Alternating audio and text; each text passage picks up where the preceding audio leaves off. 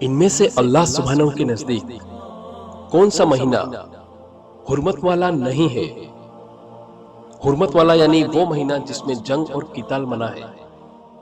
اے ذوالقعدہ، بی ذوالحجہ، سی محرم، ڈی شعبان۔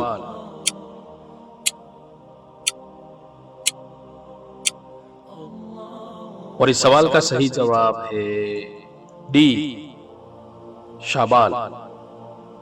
اللہ سبحانہ نے قرآن میں فرمایا، بے شک اللہ کے یہاں مہینوں کی گنتی 12 مہینے ہے۔ اللہ کی کتاب میں جس دن سے اللہ نے زمین اور آسمان پیدا کیے ان میں سے 4 حرمت والے ہیں۔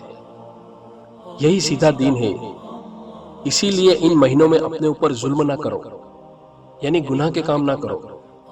سورہ التوبہ۔